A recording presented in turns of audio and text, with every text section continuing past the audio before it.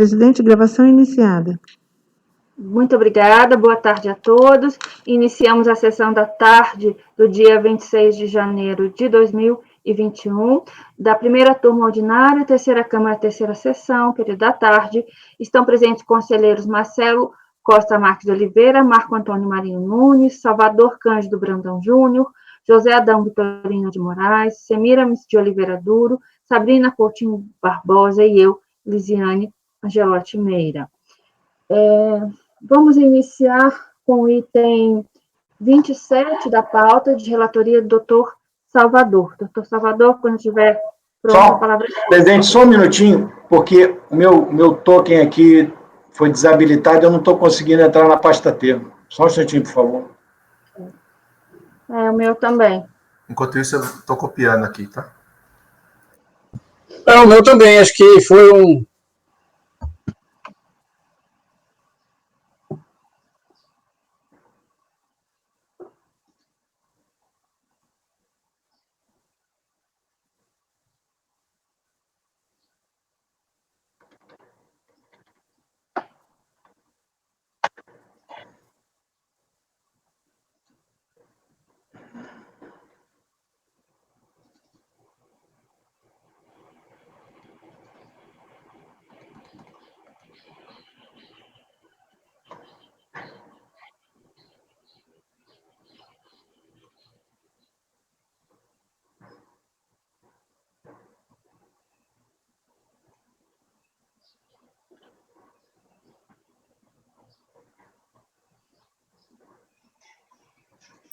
A cópia concluiu aqui, tá?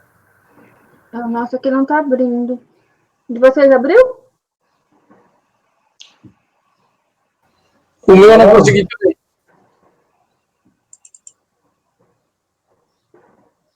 Essa resolução, doutor Salvador? Agora abriu. Abriu.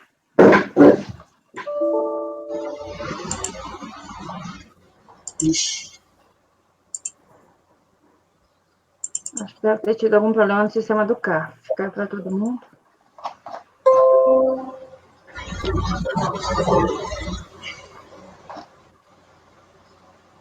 Salvador tem mania de perseguição.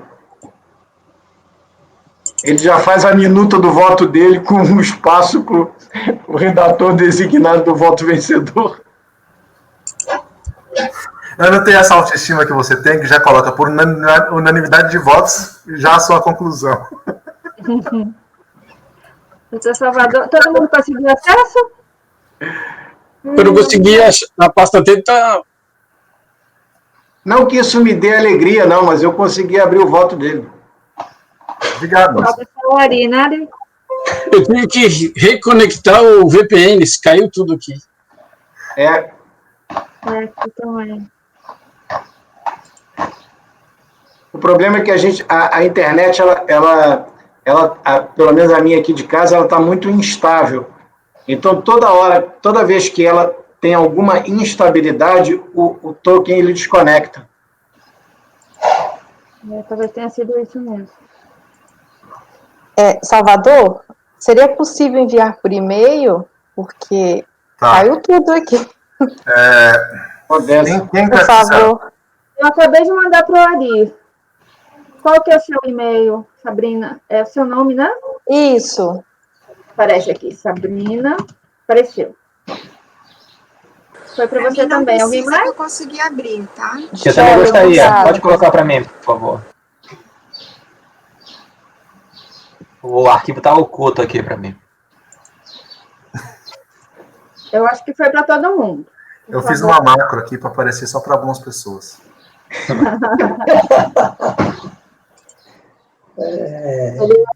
Eu digo que esse cara não é confiável. Uma não confie no Salvador. Não confio. Nessa turma você pode confiar em mim plenamente, é claro.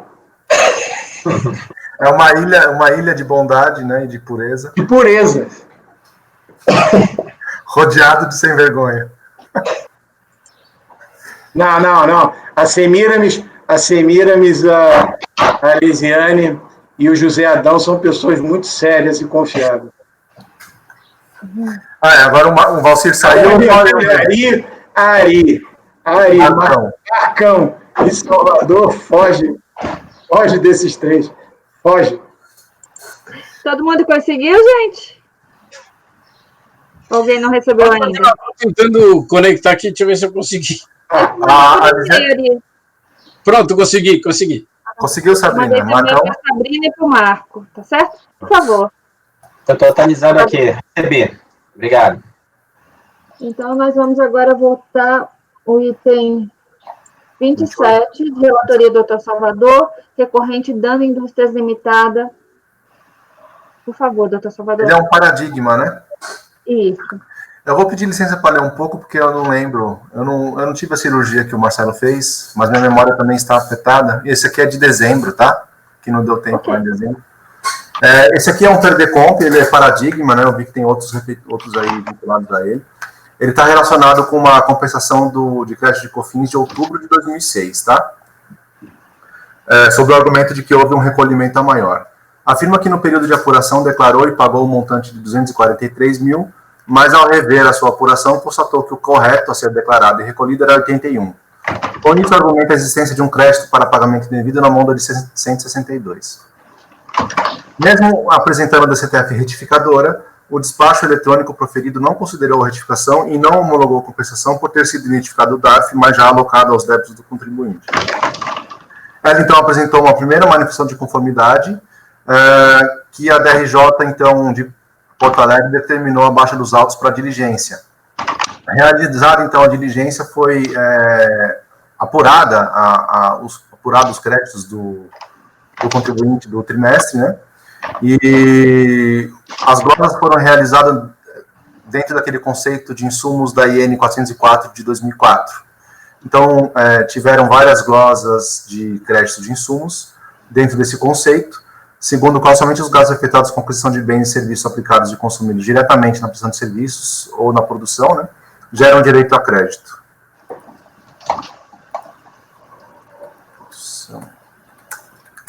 Então, as glosas estão relacionadas com fretes dos mais variados, tratamento de resíduos industriais e diversos outros serviços, conforme trecho abaixo. Então, nós temos aqui frete para beneficiamento, frete de retorno de embalagens. Ele argumenta que ele tem que, para manter a qualidade do produto, ele tem uma embalagem, que é um ativo dele, né? Ele bota os produtos dentro dessa embalagem para enviar para as montadoras de veículos, enfim, ela produz autopeças, né? E depois essa embalagem volta para ele. E aí tem um frete só de retorno, né? Do retorno dessas embalagens, ele se acreditou disso. Isso foi glosado. Frete de transferência de produtos acabados, frete de devoluções de vendas, enfim, tem vários fretes aqui. Tem também tratamento de resíduos, né? Da industrialização. E essa glosa ela foi realizada com base, então, como eu já falei, naquele conceito mais restrito de insumos, tá? A contribuinte, então, apresentou uma segunda manifestação de conformidade que foi julgada improcedente, parcialmente procedente pela segunda turma de Porto Alegre, mantendo-se as glosas realizadas, tá? Então, as glosas foram mantidas. Cabe notar que a DRJ, em diversas glosas, afirmou que na manifestação de conformidade a contribuinte traz apenas alegações, sem apresentar nenhum elemento de prova da origem dos insumos, sua utilização no processo produtivo ou qualquer especificidade que apontasse uma liquidez e certeza do crédito. Notificada da decisão, a contribuinte apresentou o seu recurso voluntário, repisando os argumentos de sua manifestação, os quais serão expostos no momento oportuno no voto, por o tratamento de cada glosa. Ainda traz alguns argumentos novos sobre glosas não impugnadas em sua manifestação de conformidade. Ademais, insiste numa realização de diligências. Ela teve um auto de infração de diversos períodos, que é esse processo administrativo aqui. Esse auto de infração consiste nesse mesmo assunto. Várias glosas de crédito foram realizadas e houve, então, lavratura de um auto de infração, e que já foi julgado pelo CARF, tá? Várias glosas foram revertidas pelo CARF. Então, esse processo ele trata do mesmo tema, fruto de um auto de infração, no qual foram realizadas as mesmas glosas aqui tratadas. O CARF determinou a baixa dos autos para a realização de diligência, para fins de que o processo fosse instruído com diversos documentos, como organograma e descrição do processo produtivo, para identificação dos insumos. Como resultado, o CARF reverteu diversas glosas sobre os insumos também tratados neste processo. A fim de infimar a decisão recorrida, no que diz respeito à falta de liquidez, certeza e comprovação da utilização dos bens e serviços de acordo com o perfil de seu processo produtivo, junta com seu recurso voluntário diversos documentos produzidos em sede de diligência fiscal no processo administrativo do auto de infração. E ele pede para que seja reproduzida a decisão de lá, aqui, neste processo. Posso passar o voto? Sim, por favor, doutor Salvador. Tá. Então, de início, cabe ressaltar que nada do que foi decidido no processo administrativo final 2010-89, que é o auto de infração, nem mesmo a necessidade de baixa dos autos em diligência vincula o deslinde da presente causa. Isso porque, apesar de ser a mesma matéria, ou seja, insumos de COFINS, são processos distintos com origens distintas e instruções probatórias distintas, e o deslinde de cada processo depende dos documentos, provas e alegações que cada processo contém. Não se sabe como foi instruído o referido processo, ou qual dúvida ou conjunto probatório gerou, para que o CARF tenha decidido pela diligência e quais documentos serviram de elementos de convicção para a reversão das glosas. Também não é possível a DRF, de ofício, utilizar as provas lá produzidas no presente processo, pois as provas não se comunicam, devendo-se juntar os elementos probatórios também nesse processo.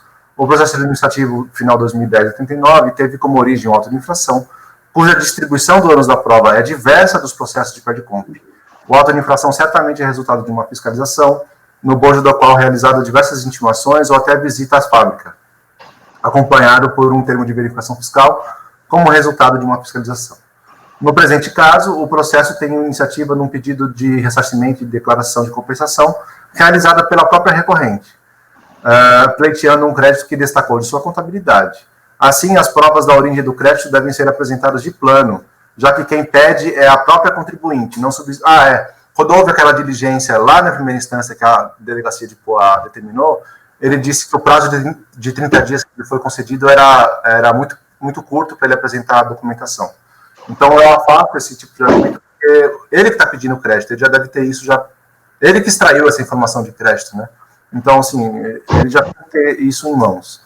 Ademais, as glosas foram realizadas pela análise de prova documental, tão somente, inclusive pela análise dos livros contábeis. Não houve uma análise do processo produtivo, até porque a fiscalização adotou um conceito restrito de insumos, nos termos da IN 404.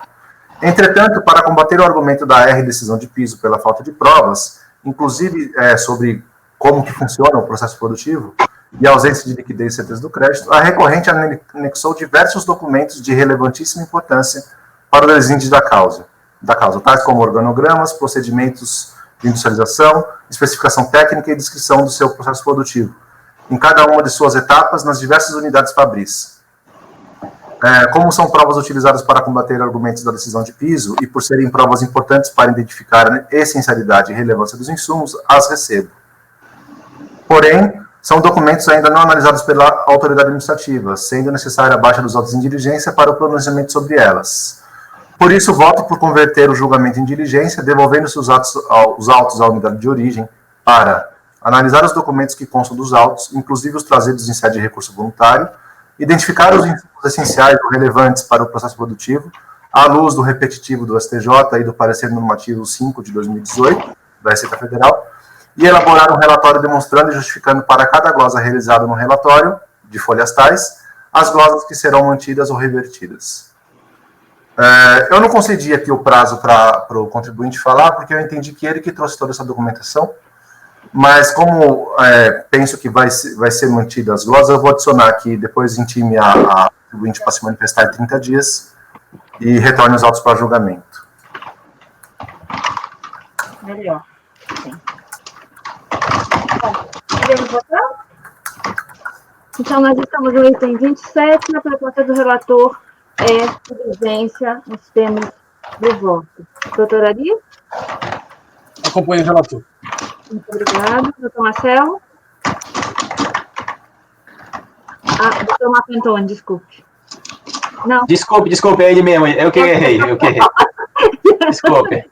Querendo avançar na vez aí do doutor Marcelo, desculpa. Ok. Doutor Marcelo? Olha, eu nuto pelo Marcão, apesar de achar ele um cara perigoso, um carinho imenso. Então, eu até deixaria ele votar na minha frente, sem problema nenhum. Tá certo? Mas, Salvador, eu tenho aqui só uma questão. Eu acho muito perigoso a gente dizer que não houve uma análise do processo produtivo. Porque se você disser isso, eu acho que a gente caminha para uma nulidade do ato administrativo.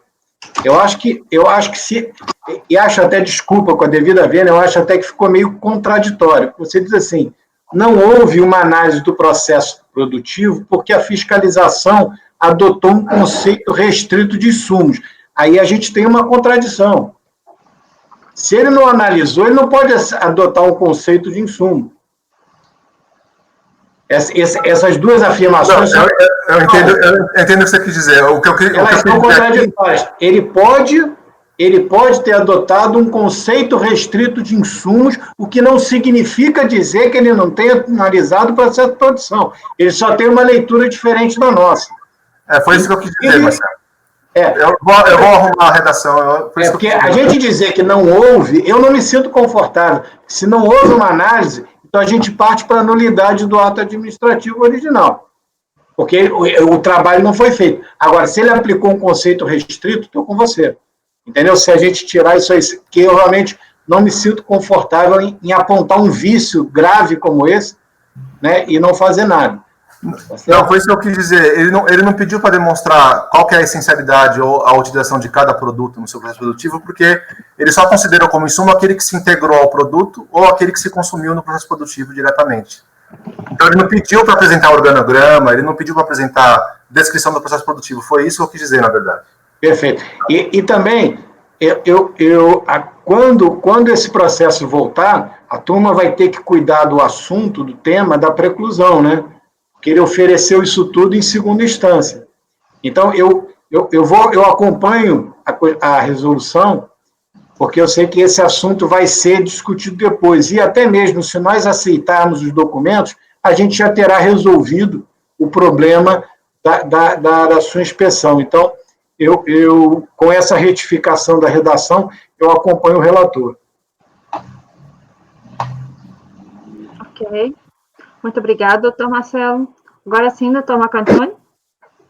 Por isso que é sempre bom votar depois do Marcelo, e sempre esclarece mais as coisas. Eu acompanho o relator. Obrigado. Muito obrigada. Doutor José Adão. Pelo esclarecimento aí, a gente está pedindo para a DRF, ela tem condição de identificar os insumos essenciais ou relevantes para o processo produtivo do contribuinte? Isso não seria feito por meio de laudo pericial, sei lá? Então, isso foi juntado no recurso voluntário. Sim, mas a gente está pedindo isso, eles têm condição de fazer isso? Ou eles têm competência? Isso é um pedido de ressarcimento, né? Não é nenhuma outra infração. Acho que, não sei, dificilmente, quantos colegas nossos aí que já trabalhou no DRF aí? Geralmente, pelo menos... O que vocês acham aí? Eu trabalhei esse tipo... Não como cobrir isso aqui não, no meu entendimento. Esse tipo de processo geralmente vai para fiscalização, e a fiscalização geralmente pede um laudo, ou vai exigir uma descrição do processo produtivo, ou vai pedir um relatório bem circunstanciado do processo produtivo. Vai ter que fazer pela fiscalização, é a única que pode fazer isso. É que mudou a estrutura da Receita, né? Não existe mais aquelas sessões estanques, agora tem equipes especializadas. Provavelmente tem uma equipe especializada em PIS e COFINS que vai cuidar dessa tarefa.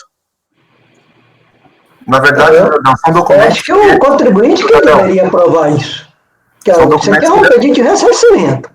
A obrigação de provar que tem direito ao crédito é do contribuinte, não passar isso para a Receita começar a fazer isso. Ela não vai provar, ela vai analisar o que eu coloquei, os documentos que estão nos autos. Esses documentos que ele juntou nos autos, no recurso voluntário, são documentos que ele trouxe de um outro processo administrativo, onde a DRF já fez uma diligência, já analisou esses documentos, já emitiu um relatório fiscal sobre esses documentos, glosando ou retirando algumas glosas. Então, assim, em termos de capacidade da DRF fazer, entendo que ela tem, porque é o mesmo procedimento. Só que eu quero que ela faça isso aqui também. Eu não vou importar um relatório de diligência de outro processo. Ok, eu vou acompanhar o relator. Muito obrigada, doutor Zadão. Doutora Semiramis? Acompanho. Muito obrigada. Doutora Sabrina? Acompanho. Muito obrigada. Eu também acompanho o relator, então a decisão é por unanimidade de votos no item 27, com a proposta de diligência nos termos do voto do relator. Com isso, concluímos o julgamento do item 27, e o item 27 é paradigma para o julgamento dos itens 28 a 35. Então, o resultado do julgamento do item 27 será aplicado aos processos repetitivos dos itens 28 a 35, nos termos da portaria do CARF. Passamos agora, então, ao item 36, de relatoria do Dr. Marcelo, cuja recorrente é Disfer Distribuidora de Produtos Alimentícios Limitada. Dr. Marcelo, a palavra é sua. Por favor, pode iniciar quando estiver pronto. Esse é o Disfer número 2, tá? E esse processo é igual àquele que anteriormente discutimos, tá? Ele trata da não homologação de compensação, tá? Porque a unidade de origem verificou que o crédito estava integralmente vinculado a um débito. E aí a recorrente trouxe como argumento que ela retificou desse TF, tá certo? E que na retificação já se apura um valor a maior. Ela diz que o EFD Contribuições ela retificou juntamente com a transmissão do Perdecomp. E a DRJ não aceitou os argumentos porque ela disse que, primeiro, a DCTF foi retificada depois do despacho decisório, tá? E, segundo, porque ela não teria carreado aos autos documentação fiscal e contábil a respeito dos créditos. Em segunda instância, ele trouxe notas fiscais, livros de entrada, né? Eu vou até dizer aqui o que mais que ele trouxe. Deixa eu ver aqui. Ele trouxe a apuração original e retificadora, cópia do livro de entrada e as notas fiscais de compra, tá certo? E eu aí, como eu falei para vocês, eu decidi conhecer dos documentos, apesar de terem sido trazidos em segunda instância. Isso é uma prática, inclusive, nossa aqui da turma, né? Quando a gente tem esses despachos decisórios eletrônicos que são muito lacônicos, né?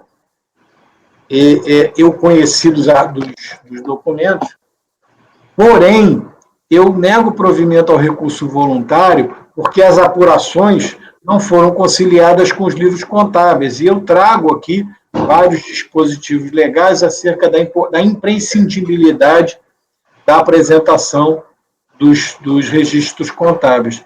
E tal qual no outro caso, presidente, a minha conclusão é por negar provimento ao recurso voluntário. Muito obrigada, doutor Marcelo. Podemos votar? Doutor Ari, por favor. Acompanho o relator. Muito obrigada. Doutor Marco Antônio? Com o relator. Muito obrigada. Doutor Salvador? Acompanho. Muito obrigada. Doutor José Adão? Acompanho o relator. Muito obrigada. Doutora Semira Mis? Acompanho. Muito obrigada. Doutora Sabrina? Acompanho. Obrigada. Eu também acompanho o relator. Então, a decisão é por unanimidade de votos negar provimento ao recurso voluntário. Isso é no item 36. Vamos ao intervalo? Sim? Então, vamos, por favor, para a gravação. Presidente, gravação interrompida. Muito obrigada.